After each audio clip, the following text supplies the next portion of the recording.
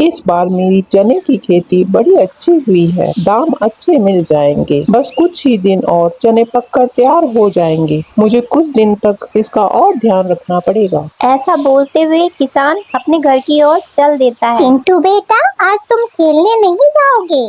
नहीं मम्मा, मैं खेलने नहीं जाऊंगा। जब मैं खेलने जाता हूँ तो मम्मा मुझे ज्यादा भूख लगती है और घर में तो कुछ खाने को ही नहीं है ना। चिंटू बेटा, बस कुछ दिन की और बात है, फिर सभी जगह अनाज तैयार हो जाएगा। अभी तो कहीं भी अनाज नहीं है, तुम्हारे पापा सभी जगह देख आए हैं।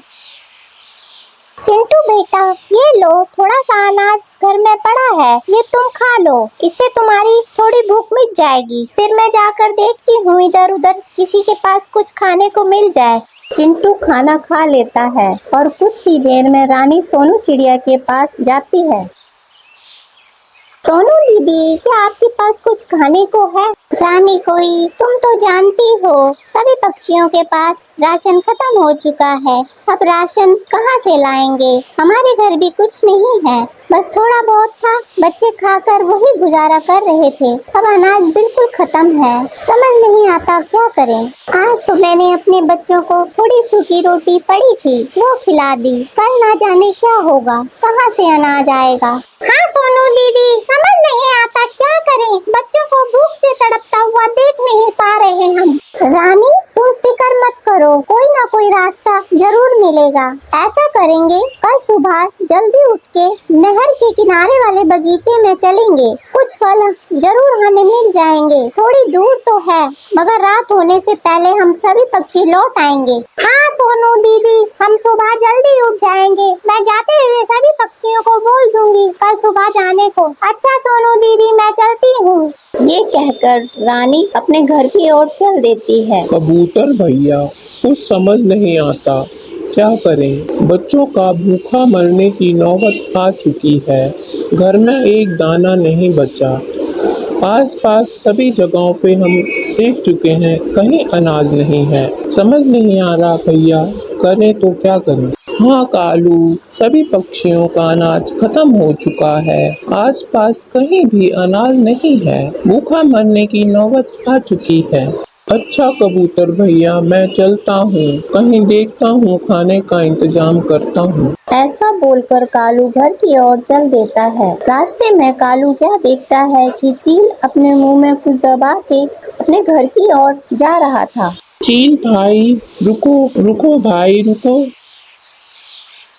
हाँ कालू, क्या बात है? बताओ मुझे क्यों रोका है तुमने?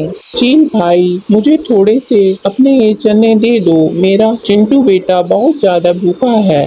घर में खाने को एक भी दाना नहीं है। कालू भाई, मेरे भी बच्चे भूखे बैठे हैं, तभी तो मैं ये ले आया हूँ। मैं तुम्हें ये कैसे दे दूँ? मैं अपने बच्चों के लिए लाया हूँ। चील भाई, ये आसपास तो कहीं भी कोई अनाज नहीं है, तो ये तुम चने के झाड़ कहाँ से लाए हो? मुझे बता दो, मैं वहाँ से ले आऊँगा। कालू, मैं तुम्हें नहीं बता सकता, क्योंकि चने की खेती का मालिक बहुत खतरनाक है। अगर तुम पकड़े गए तो वो तुम्हें मार देगा। चील भैया, मैं तुम्हारे आगे हाथ जोड़ता हूँ, मुझे बता दो।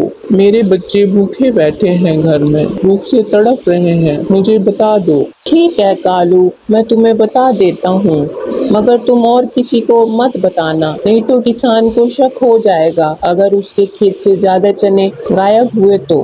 फिर चील कालू कौवे को सारा रास्ता बता देता है। वहीं चने के खेत का मालिक अपने चने के खेत में था। चने के खेत का मालिक खेत में जाल बिछा देता है और अपने घर की ओर चल देता है। तभी वहाँ किसान के जाते ही कालू कौवा खेत पहुँच जाता है और कालू कौवा जाल में फंस जाता है।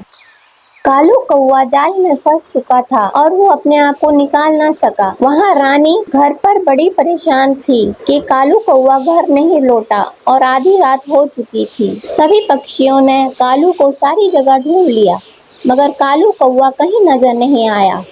सभी पक्षी परेशान हो गए, कालू गया तो गया कहाँ?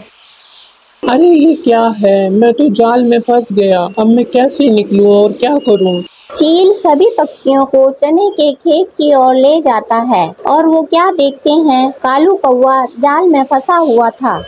अरे सभी पक्षी इस जाल को जल्दी काटो, कहीं खेत का मालिक आ गया तो कालू को मार देगा। जल्दी करो, सभी अपनी चोंच से इस जाल को काटो।